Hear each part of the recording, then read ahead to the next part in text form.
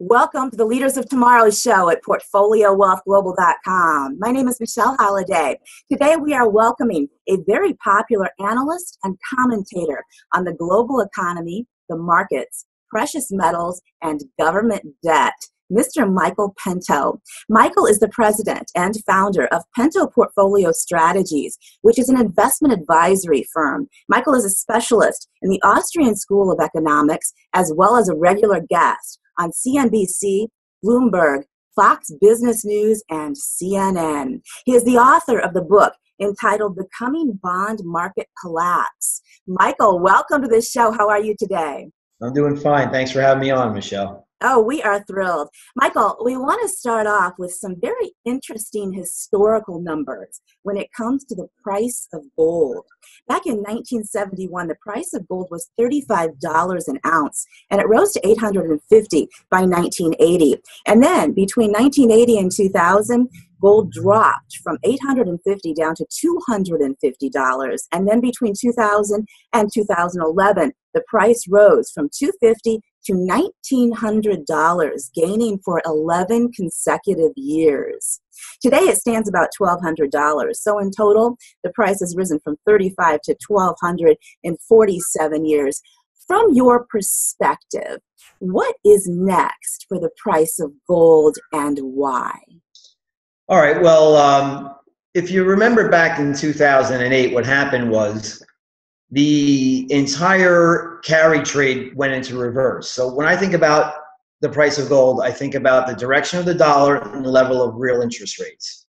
And what happened in 2008 was the dollar carry trade went into reverse. So prior to 2008, that big run up that you had from 2000 to 2008, the world economy and carry traders were borrowing dollars and investing overseas, investing abroad for higher yielding returns. When the 2008 crisis began to manifest, that trade had to be reversed. So if you were borrowing dollars and investing overseas in real estate and in equities, what you had to do was sell those assets and sell those currencies and buy back dollars. So in the short term, the dollar rose and the price of gold collapsed. And then after Bernanke went into massive QE and global central banks began their quantitative easing strategy, gold rebounded all the way back to $1,900 an ounce, over $1,900 an ounce. So I expect in the short run something like that to happen. I expect, and I have been positioned for in the past few months, for the US dollar to rise, for the price of gold to be depressed, but then after that manifestation of the economic deflation and depression, which I see coming in 2019, I think it's already going to start in the fall. We just turned into the fall a few days ago. I think it's already starting to metastasize overseas. It's going to spread to the United States. The dollar's going to rise. Gold might continue to go down for a few more months or perhaps a couple of quarters. And then on the other end of that, Michelle, you're going to see central banks go into extraordinary measures, the likes of which we have never seen before, coupled with fiscal policies like we have never seen before, such as negative interest rates, nominally speaking, here in the United States. You have them abroad already. You might see universal basic income adopted universally. So you'll see everybody get a check from the government, a stipend, a weekly or monthly stipend, regardless of your status. Wow. What kind of check? What amounts are you thinking? Oh, that's going to vary. I mean, you probably anywhere between, around $1,000, $1,500 a month in the United States, US dollar equivalent purchasing power, parity across the world. So those are the kinds of experiments we're seeing already in other countries, and I think that's going to happen here in the United States. Also, when you go into negative interest rates, you have to ban cash. So think of some kind of government-backed blockchain currency, a Fed coin, so to speak, not Bitcoin or any of the other coins, cryptocurrencies that are out there right now. Michael, that's very scary, the notion of banning cash. Well, you have to do that, Michelle. If you want to get interest rates into negative territory and you want to keep them there profoundly for a protracted period of time, you're going to have to ban cash. Otherwise, there'll be a massive run on the bank. People just take money out of the bank and stick it under their pillowcase. So you have to ban cash. That's what I think. That's the big push towards all of these electronic and cryptocurrencies, so the government can track your spending, every penny of it, and that you can now you can no longer hoard your cash. In other words, you can keep money in the bank or you can spend it. So that's how they're going to get inflation going in the future. That's my fear, because when you think about it, Michelle, you know, there's some $4 trillion worth of unfunded liabilities as far as the public pension plans are concerned right now. The stock market, as we talked about on the top of the show, is at an epic bubble. It's at 1.5 times the underlying economy. So when the stock market collapses and pension plans become insolvent and the government becomes insolvent, don't forget we actually have deficits now that are 33% higher this year than they were last year. Okay, the national debt has doubled in the last 10 years. It's now $21.5 trillion. If you have $1 trillion deficit this year, fiscal 2018, and deficits are only scheduled to explode, OMB, CBO says it, not just Michael Pento, because of demographics. You know, the next time we have a downturn, the deficit is going to go up by another $1.5 trillion from where it is now. So you're talking about deficits that are $2.5 trillion. That's over 10% of GDP. That's banana republic status.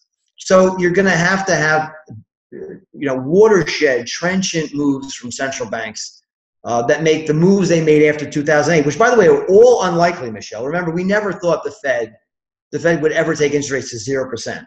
Would the Fed ever actually go out and have all these alphabet soup of programs to help mortgages and the real estate market? So they went to extraordinary measures beforehand, and they're going to go to even more extraordinary measures in the wake of the next financial crisis. Because, Michelle, we as a nation and as a globe have fixed nothing. Okay, we look at debt across the globe. It's up $70 trillion since the last crisis. Not only that, as a percentage of the economy, it's higher, 40% higher. So even if you look at the phony GDP, because the GDP is phony, when you take interest rates to 0%, your GDP is phony. I mean, anybody can borrow money and go out and spend it. So a lot of that growth is phony. It's pulled forward from the future. That's what debt is. It's a tax on future consumption. But even when you look at that phony metric of GDP, the debt as a percentage of GDP is 40% higher.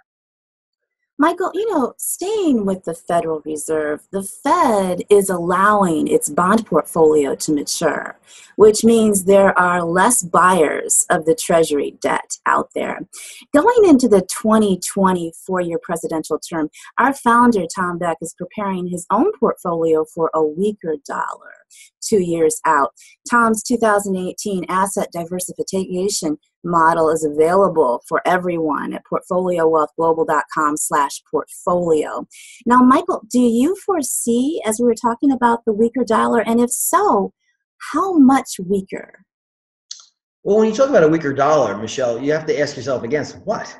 So, the dollar is a pair. I don't particularly see the dollar getting weak against the Japanese yen. I don't really see the dollar weakening against the euro. Perhaps maybe on the margin, but really, I mean, how much? Look at Japan. Okay, you have Mr. Kuroda, the head of their central bank, is still in massive quantitative easing, and their 10-year note, Michelle, even though the country's insolvent, 250% national debt to GDP, their 10-year note is yielding almost zero. I think it's 12 basis points as of this morning. Now, you want to quibble over 10 basis points or 12 basis points. But you're talking, a 1/10 of 1% going out 10 years. And this is a nation that has an inflation target of 2% like everybody else, which is inane and fatuous in of itself, to have a central bank have an inflation target.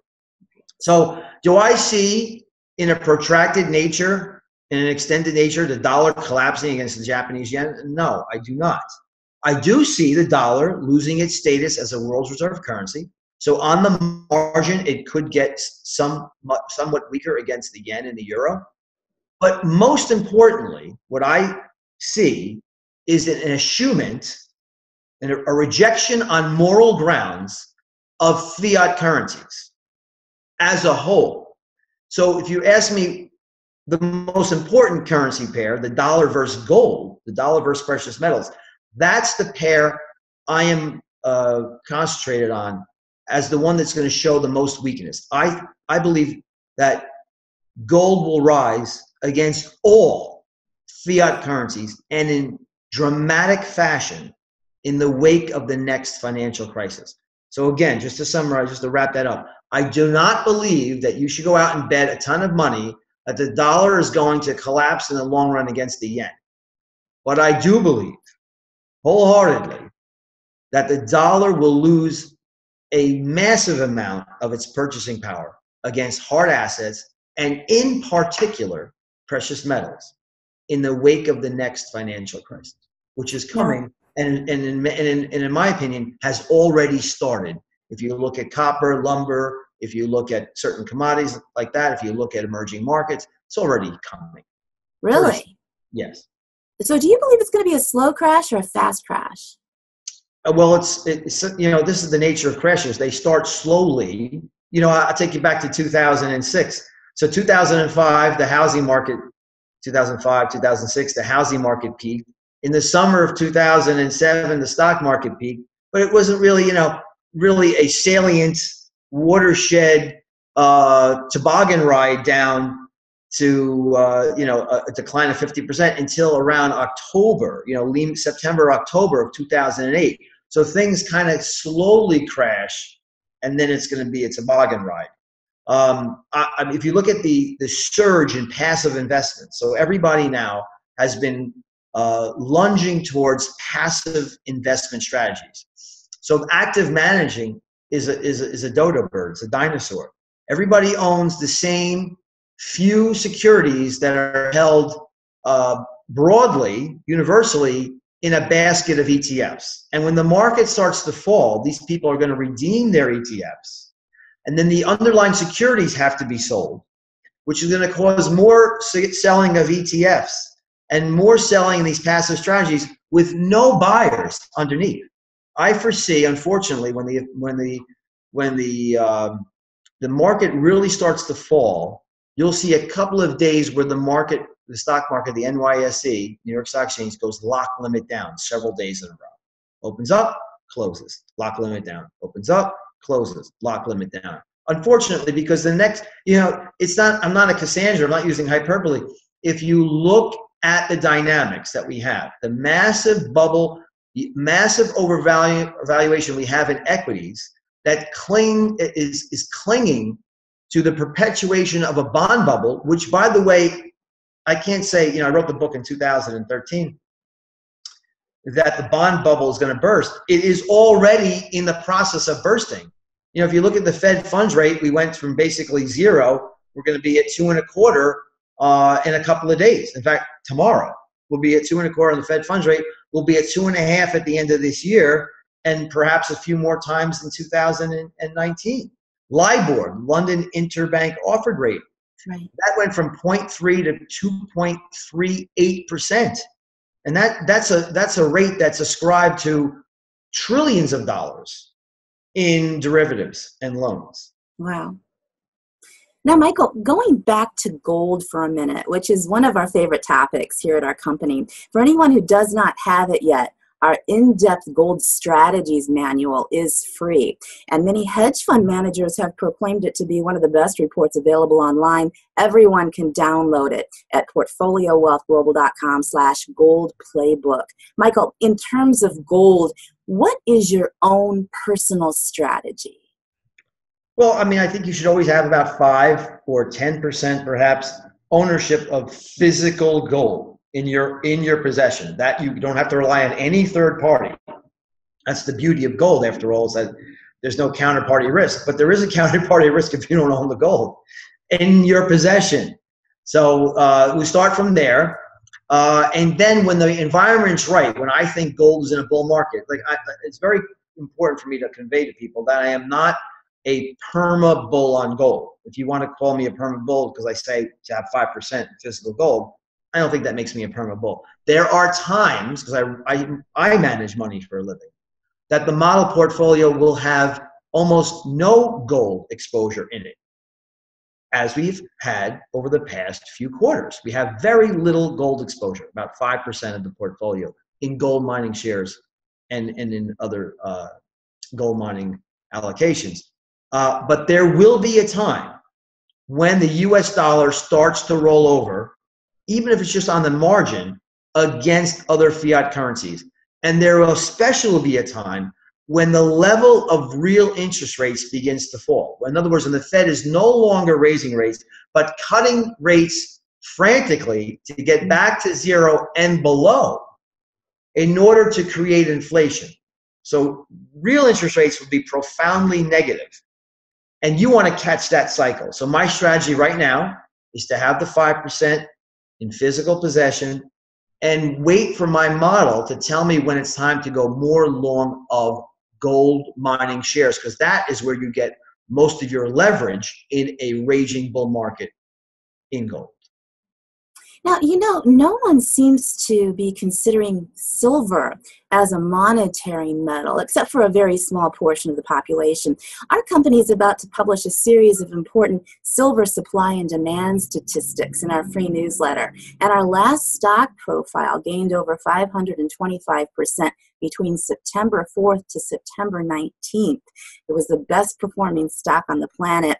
We are about to publish a new analysis, so we want to encourage everyone to hit the subscribe button to our website. And Michael, going into your thoughts about silver itself, do you see a reason for the ratio to come close to the 16-to-1 classical scenario? Well, I mean, you mentioned a mean reversion strategy. So I believe in mean reversion strategies. It's just, nature hates vacuums, it hates discrepancy. So I believe in that ratio that's been around for thousands of years will return. Right. Once again, right now what's hurting, what could hurt silver in the short term is the fact that it's also an industrial metal. Okay, so semi-precious metal. So it has a lot of exposure to a growing global economy. And if you look around the world, if you look what's going on with China, and if you look what's going on with Turkey and Brazil and Argentina and South Africa, I can go on, Malaysia, I can go on and on. There's about a dozen or so countries. It shows clearly that the globally synchronized recovery mantra is over. It's done. We have a globally synchronized disinflationary environment, deflationary environment, and a depression environment. That's where we're headed next.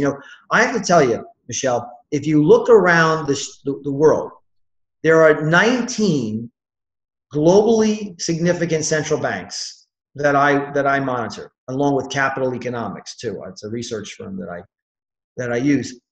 Out of these 19 most significant central banks, 14 are hiking interest rates. That's a huge change. You had 0% interest rates, central banks lowering rates for a decade. Now we see two things. The end of quantitative easing on a net basis, that's going to happen in 2019. They're going to go from $180 billion a month at the peak last year. Imagine that adding to central bank balance sheets $180 billion worth of quantitative counterfeiting every month. That's going to zero by the end of this year and negative next year. On top of that, you have most of the vast majority of the world central banks in hiking mode.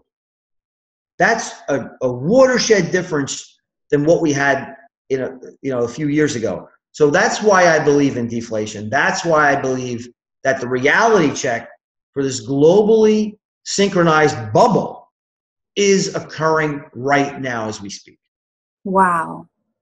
Michael, turning now to the wealth gap in the United States. Right now, it's the biggest it's been since the 1930s post-Great Depression era. And there are tens of millions of people with no assets, no savings, and who are watching their professions really become obsolete.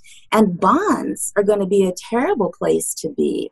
Our company's overview of the situation is at portfoliowealthglobal.com/bonds for our audience. It's a must-read on the fate of the bond market. Michael's mentioned this several times.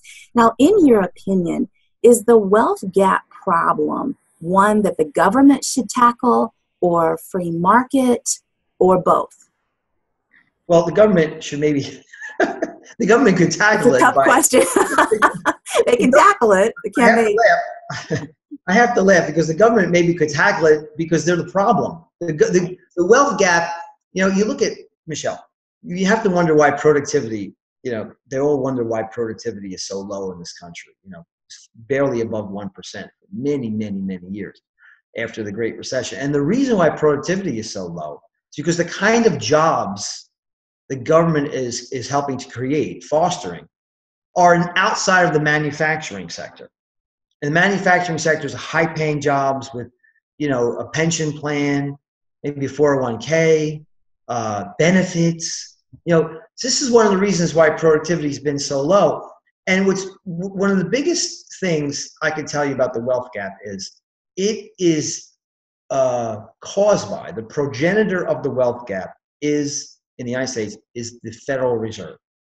So when the Federal Reserve goes out and they print, what they printed, let's see, we're at $4.5 trillion, they were $8. So they printed $3.7 trillion, just our Federal Reserve, $3.7 trillion to do what?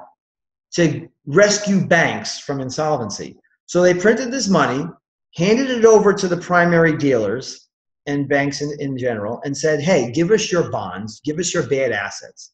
Now you go out and make the most wealthy people in the nation richer by buying their bonds and buying their stocks. This is exactly what happened. So the owners of assets get richer and richer and richer. And those who maybe were clinging to the middle class, they had a decent house, but not too nice, but they had a decent manufacturing job here in the United States. They got laid off from the manufacturing job. Then they became a Walmart greeter. And maybe they were a renter or had very little assets in the stock market, and very little. Maybe they lost their house. Maybe they became a renter after losing their house. And they're barely making, they're an Uber driver and a Walmart greeter. And between all of the earners in the household, they're barely clinging maybe to the lower middle class. And these people that are beneath that, who have no assets, have been completely wiped out because their expenditures on medical care, on energy, heating their home, on gasoline, their expenditures on the components of the CPI are a much greater percentage than the wealthiest among us. So they're hurt the worst. So there's your wealth gap, where the wealthier get bigger and bigger paychecks from their dividends and from their homes, real estate assets, from their stock market, from their portfolios, and the poorest among us get more and more poor because of the inflation associated with quantitative easing and the percentage that they have to expend on those costs. Michael, is there a solution to this? The solution? Well, how about this, Michelle? Here's the solution for you. Why don't we let the most important metric in a free market economy be actually free? So be a subject to the free market. In other words, the cost of money is the most important indicator in a free market economy. And if you take the cost of money and manipulate it like the Godfather, and you take it from 6% prior to 2000, then you take it to 1% from 2003 to 2004, and then you take it to 5.25% in 2006, and then you take it to 0 from the end of 2008 to 2015. These when you disrupt the market like this, you distort all asset prices, because everything in a market-based economy is based off that indicator of the cost of money. Cost of carry is based off of that. Cap rates on real estate are based off of that. Asset prices in general, in particular the stock market, is based off of that. So that's what we could do. We could allow interest rates to be a function of free markets. So it's the amount of savings versus the demand for money. That would be wonderful. That would be a wonderful start. Of course, I hasten to add that, unfortunately, since the government has taken interest rates to 0% and left them there for a decade, and we put on an extra $10 trillion or more, it's over $21.4 trillion just on our national debt. Right. And of course, you have household debt as a record high. Michelle, corporate debt is at an all-time record high, an extra over $3 trillion in corporate debt. By the way, from the signing of the Declaration of Independence to 2008, $3 trillion in corporate debt. Now there's over $6 trillion in corporate debt. So here's the problem. If you just did what I told you to do and said, hey, how about this? Let's let interest rates be a function of the free market. Well, Michelle, they wouldn't be 3% on the 10-year note. They'd be well north of 7% on the 10-year note immediately. And that means, the stock market, the real estate market, that means mass insolvency right away, immediately. So that'll never happen. So, here's the thing you should remember. The government is going to realize that they can never stop manipulating interest rates. They're trying it now because they have the hubris to believe that they were successful in rescuing the economy. But all they did was help blow up those same asset bubbles and encumber the economy with a massive amount of additional debt. So the normalization, you talked about mean reversion with the gold-silver ratio, mean reversion of interest rates is going to be the bane of the stock market and of the real estate market and of the economy as a whole. Michael, the stock market has been an incredible source of wealth for Portfolio Wealth Global subscribers. And Tom, our founder, who writes our newsletter, has covered numerous stocks, which has outperformed the major indices. And he does anticipate major gains to come, but he does not see any euphoria. His analysis actually points to lower interest rates, and like you, he believes that the crash is inevitable. To help to prepare our subscribers for this, Tom has written a crash manual for everyone to download. The link for you is at portfoliowealthglobal.com/crash. Michael, this is very scary. What is your take on the stock market where it sits right now? Well, I'm going to reiterate pretty much what I've already answered the question. So the stock market, if you look at many metrics, even if you look at the massively manipulated PE ratio, and why do I say massively manipulated? Because when you go back on this massive stock buyback program, stock market is a function price earnings ratio, and if you take out all of your stock, the amount of stock out there, your earnings is going to be elevated, and so the PE is going to be much lower than it normally would be. But even if you look at the PE ratio, which is about 18 times trailing 12-month earnings, pro forma, by the way, on a pro forma basis, outside of, which by the way is rich, outside of that, if you look at total market cap to GDP, if you look at price to sales, if you look at these metrics, median PE ratios, not just the overall PE ratio, but median PE ratio, price to book, these metrics are at an all-time record high. And they're a function of low interest rates and the repatriation from Donald Trump's tax overhaul, which brought back hundreds of billions of dollars, which primarily is being used to buy back shares, which takes down the outstanding shares, which boosts the earnings, which makes the PE ratio lower. So I think your name is Tom, you said Tom has a model. I have a model too, inflation, deflation, and growth model. And it clearly stipulates we're headed for a deflationary depression sometime in the near future, next few quarters, most likely in 2019.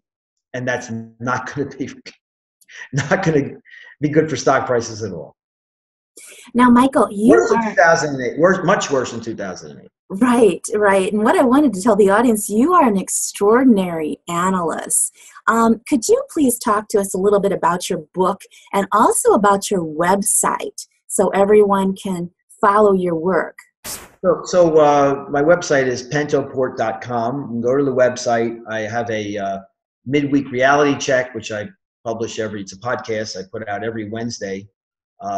It's $49.99 a year, but there's a free trial for about 5 weeks. Please come to the website, subscribe to that, no obligation. But you'll see there I have data and facts and analysis that you won't get on the mainstream financial media. I mean, what you'll hear there is mostly momentum investing. The stock market goes up and Amazon goes up at 185 times free cash flow. Who cares what the price of Amazon is? Everybody should own Amazon, and Apple's a great investment, and Facebook, Google, and as long as they're going up, you'll see people on fast money will tell you, most of the time they just go long, just ride out that wave because they with the exception of Guy Adami, who I think is a very good, and Steve Grasso, I think a great analysis. And most of that is just going to be tracking momentum. And everybody's piled into, like I said, these passive momentum strategies. So, you go to my website, you download the midweek reality check, you're going to get an alternative view of the stock market. And my goal here is what I do is my inflation, deflation, and growth model. I have 20 components.